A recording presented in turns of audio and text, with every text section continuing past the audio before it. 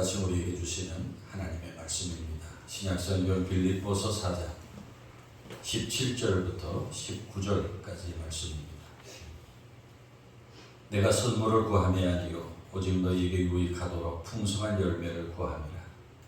내게는 모든 것이 있고 또 풍부한지라.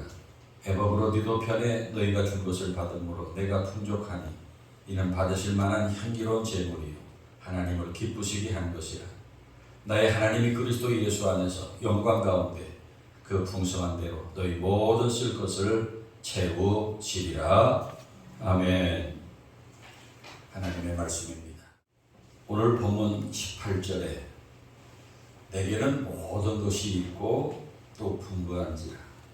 애법으로 네도 편에 너희가 준 것을 받음으로 내가 풍족하니 이는 받으실 만한 향기로운 제물이요 하나님을 기쁘시게 한 것이라 그랬어요. 무슨 내용입니까? 빌립보 교회가 감옥에서 고생하는 바울을 위해 헌금을 모아 보냈어요. 그 헌금에 대해서 바울은 나는 여러분에게 받아 모든 것이 넉넉합니다. 여러분의 애밥으로 편에 보낸 것을 받아서 풍족합니다. 라고 감사하면서 그 헌금을 가리켜서 이는 받으실 만한 향기로운 제물이라고 했습니다. 향기로운 제물.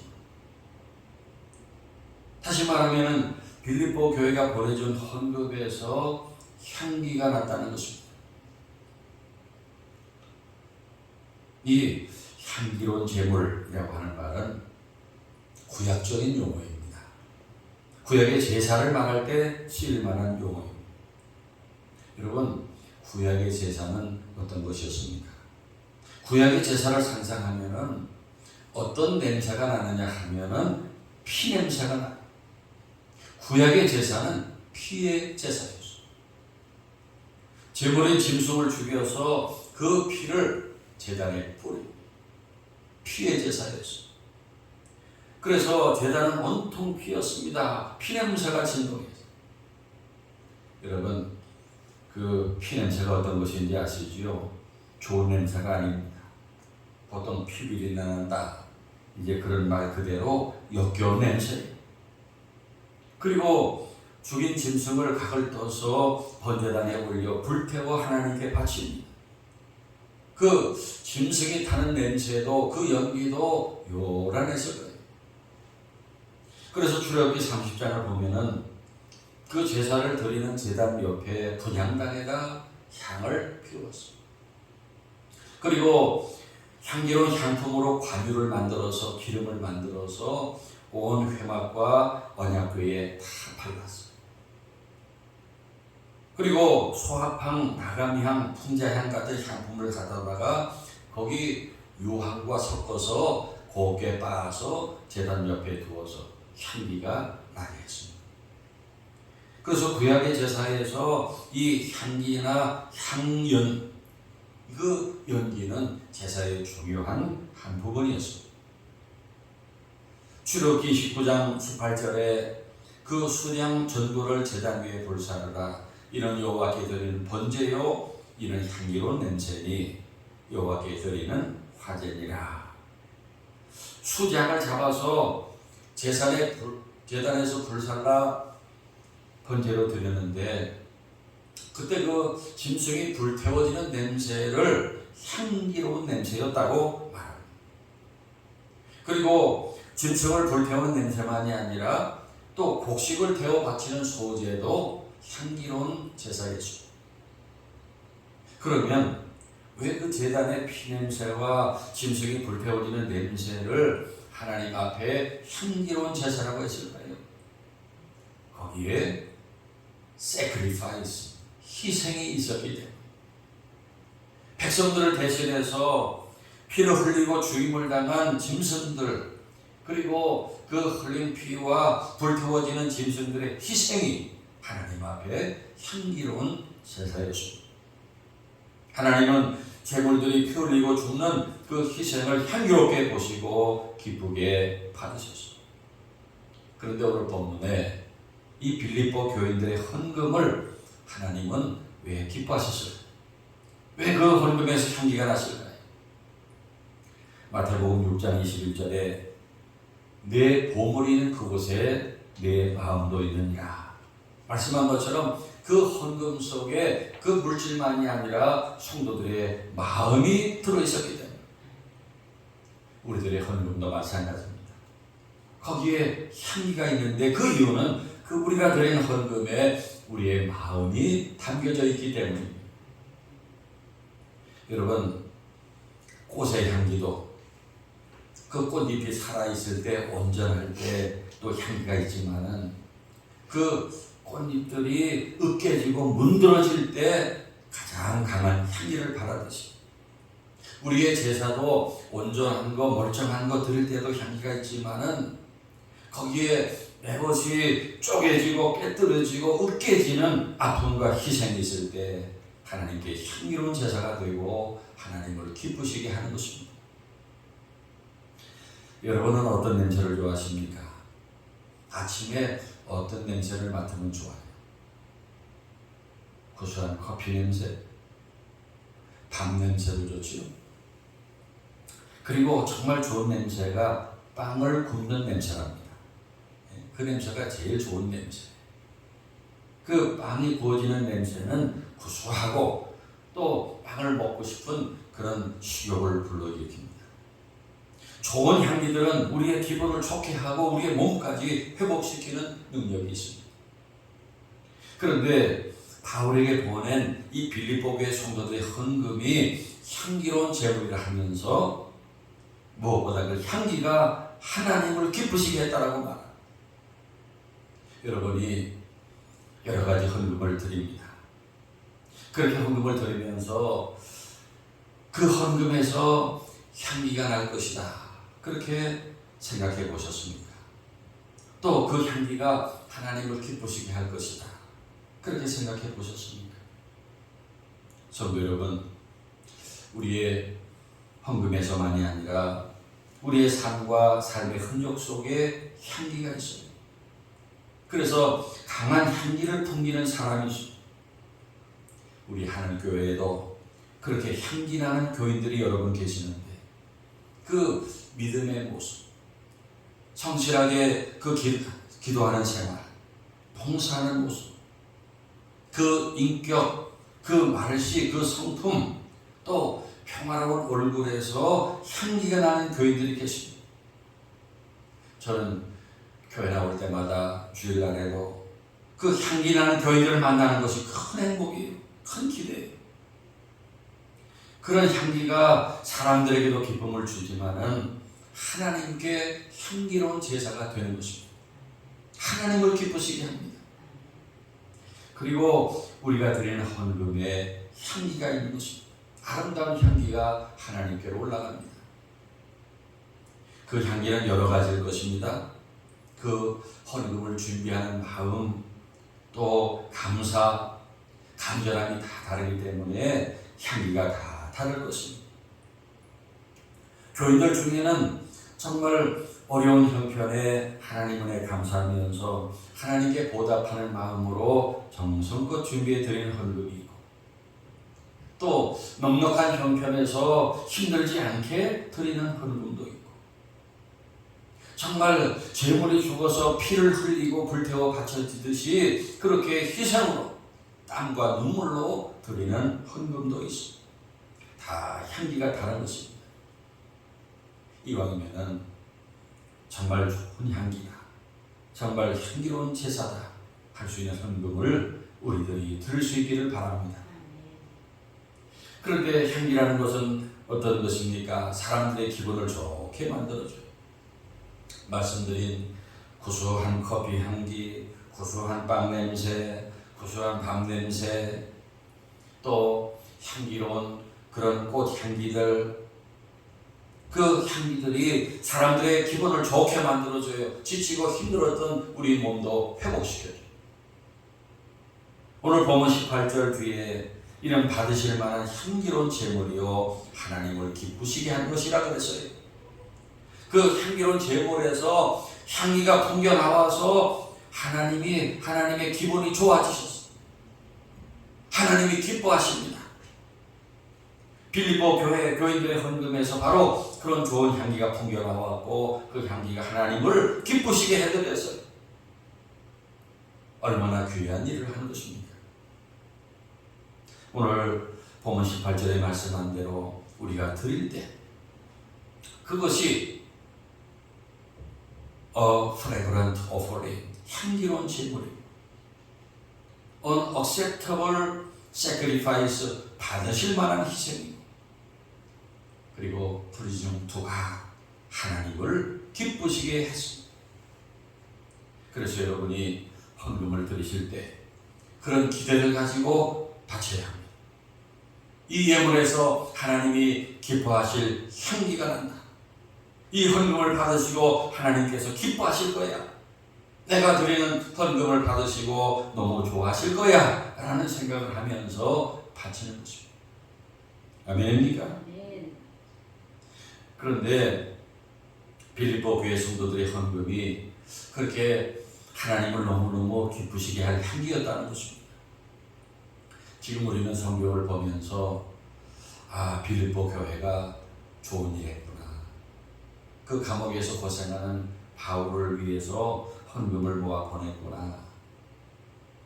잘했다. 그 헌금을 하나님이 기뻐하셨겠다. 이렇게 우리가 보지만은 당시로 돌아가서 한번 생각해 봅시다. 잠시 1, 2년 거기 머물면서 전도하고 교회를 세우고 떠난 바울이 그 잠깐 동안 무슨 큰 정이 들었겠어요? 그리고 그 바울이 감옥에 갇혔다는 소식을 들었을 때 교인들이 안 됐다, 안타깝다 그런 생각을 가질 수 있지만은 헌금을 드리자 그리고 즐겁게 참여하는 일은 결코 쉬운 일이 아닙니다.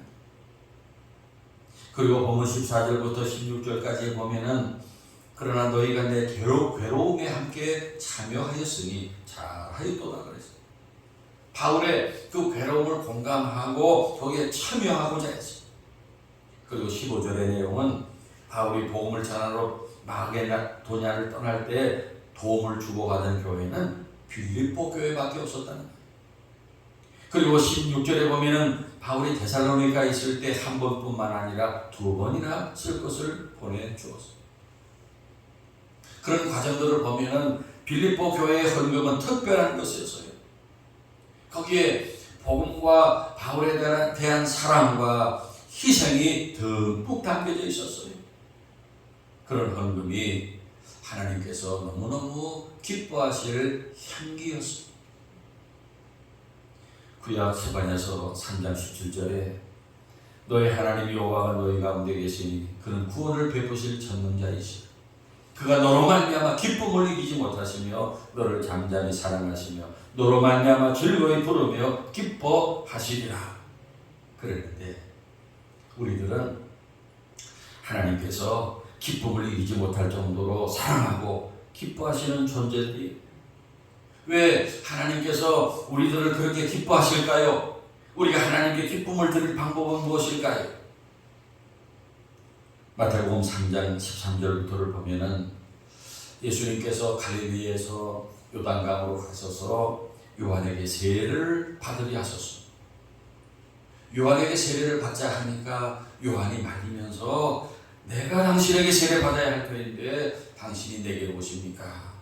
하니까 예수님께서 이와 같이 하여야 모든 의를 이룰 수 있다. 그래서 예수님이 요한으로부터 세례를 받으셨는데 세례를 받으시고 물에서 올라오실 때 하늘이 열립니다.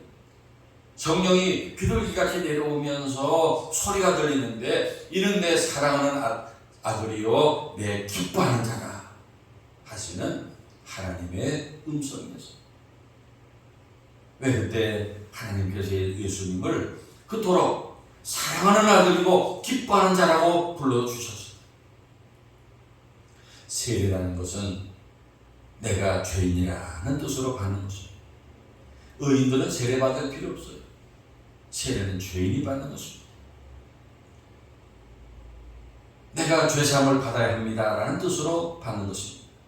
그런데 왜 죄 없으신 예수님께서 그 죄인들처럼 세례를 받으셨냐는 것입니다. 그 이유는 예수님께서 자신을 죄인들과 동일시 하셨습니다. 그래서 죄값을 치르는 공생애를 이제 시작하시겠다는 결심에서 세례를 받으셨습니다. 그때부터 예수님은 죄인들의 죄를 대속하실 십자가를 향해 걸어가셨는데, 십자가를 지신 그 결심, 그 희생이 하나님을 기쁘시게 했습니다. 내 사랑하는 아들이요, 내 기뻐하는 자다 라는 칭찬을 받으셨습니다.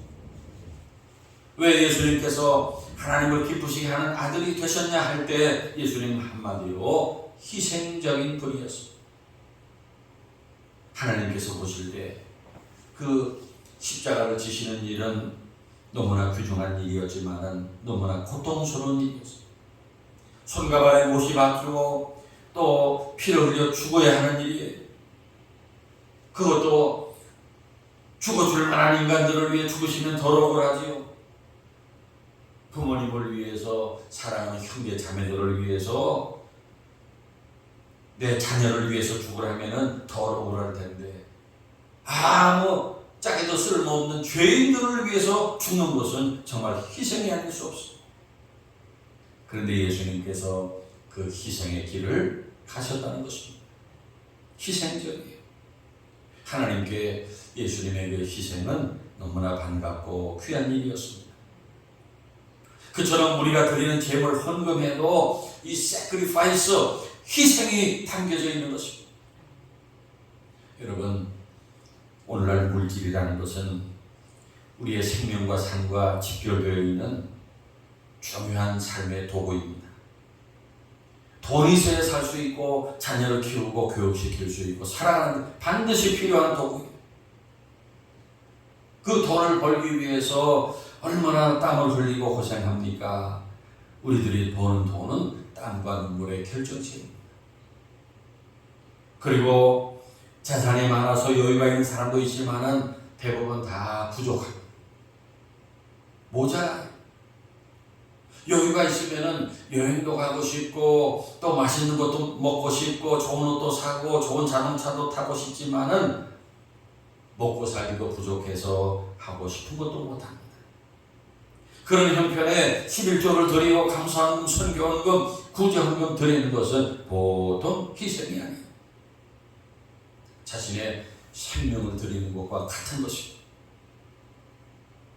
그리고 어떤 사람은 많은 것을 가진 중에 힘들지 않게 헌금을 드립니다. 그런데 누구는 가진 것도 별로 없는 중에 헌금을 드리지만 얼마 되지 않아요. 부자들이 드리는 헌금과 비교하면 아주 적습니다. 그렇게 헌금을 드릴 때 비교가 되고 기분이 좋지 않습니다. 그러나 우리에게 중요한 기준은 사람들의 평가보다 하나님의 평가입니다. 하나님의 평가는 사람들의 평가와는 기준이 크게 다릅니다. 신약 마가복음 12장 41절부터 보면은 예수님께서 그 성전에 가셔서 그 헌금함을 보고 앉아서 사람들이 어떻게 헌금함에 돈을 넣는가를 보셨어요. 그래서 보니까 여러 부자들이 많이 넣는데, 그런데 한 가난한 과부는 와서 작은 동전 2랩돈, 곧 한 보틀 한 털을 넣었어요. 오늘날로 말하면 500원짜리쯤 되는 동전이라고 할 수 있을까요?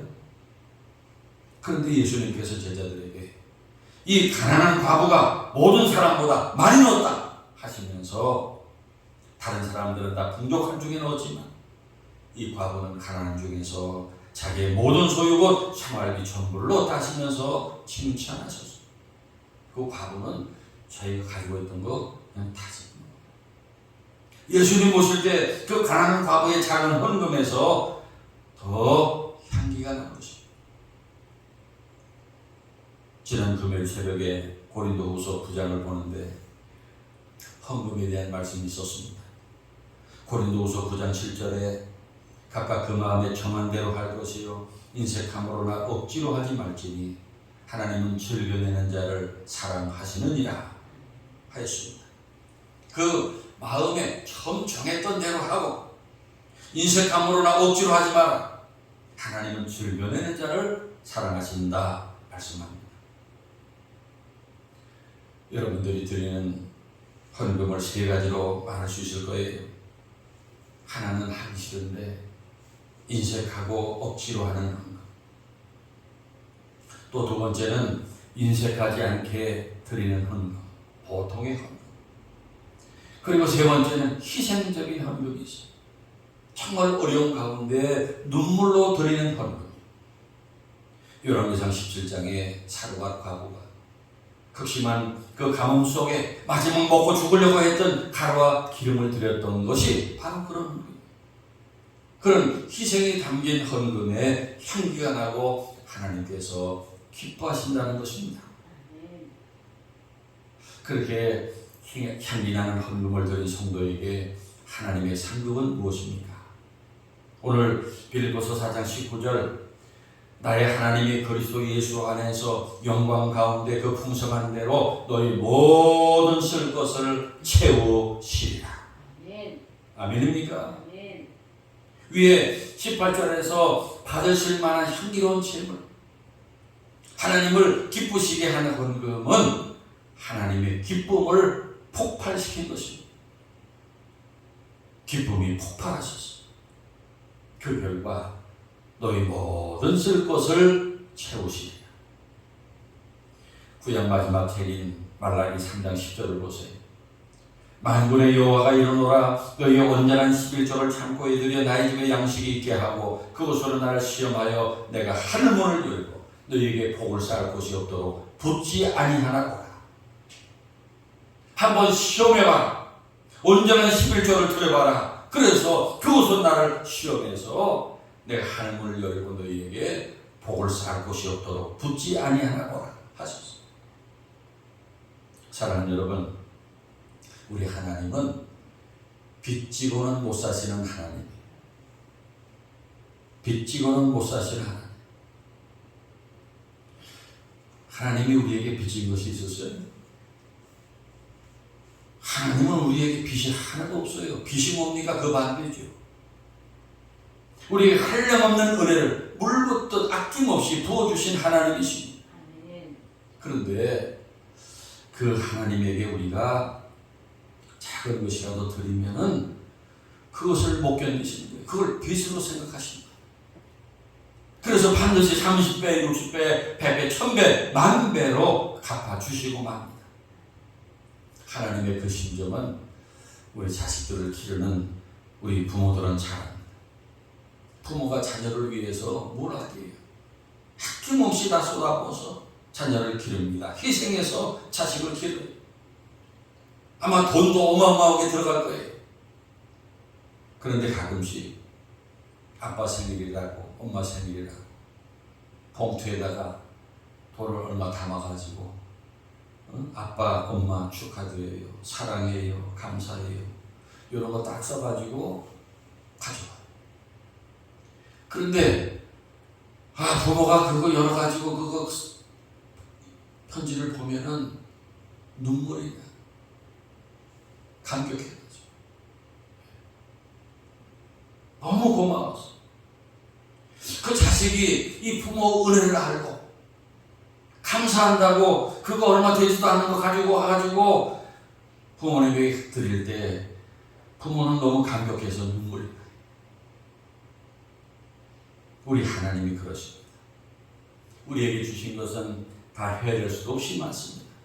이 아름다운 세상에 태어나게 해주신 것, 사랑하는 부모, 배우자, 자녀를 주신 것, 좋은 직업, 사랑할 집, 건강, 행복 주신 것, 은혜로운 교회를 주신 것, 하나님이 우리에게 주신 것 헤아릴 수 없이 많지만은 우리가 적은 것 드리는 걸 보시고 감격하시고 견디지 못하시고 그걸 빚이라고 생각하십니다.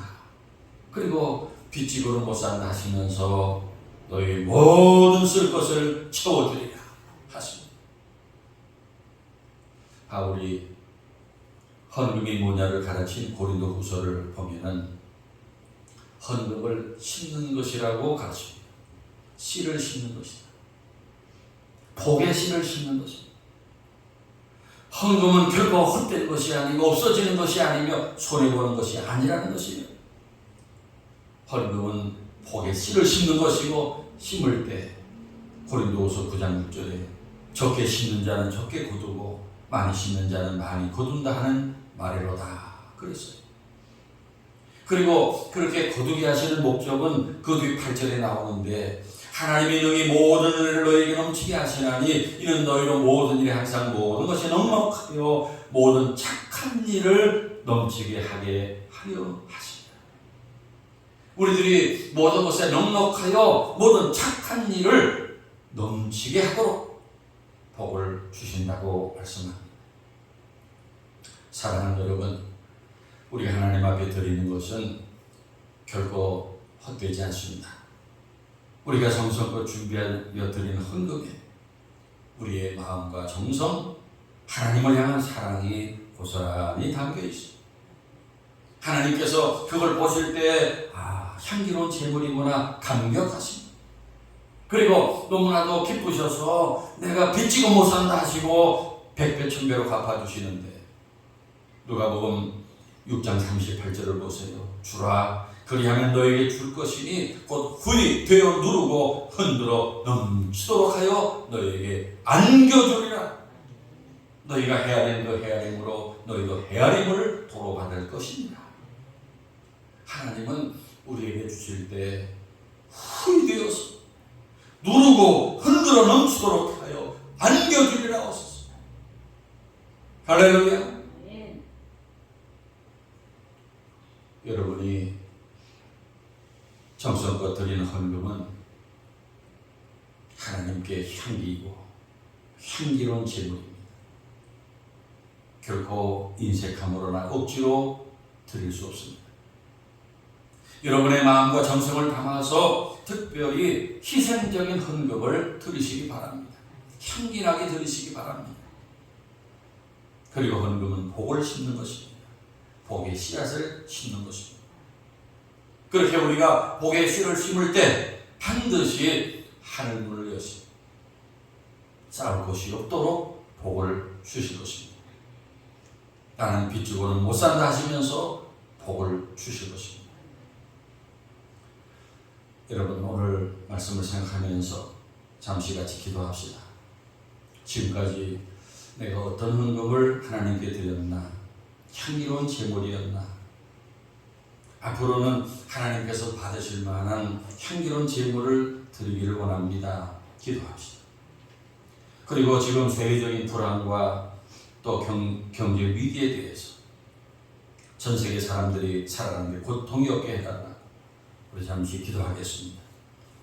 하나님 아버지, 오늘도 빌립보서의 말씀을 통해서 우리에게 이 헌금의 의미와 또 헌금의 가치에 대해서 또 그 결과에 대해서 말씀해 주시니 감사합니다.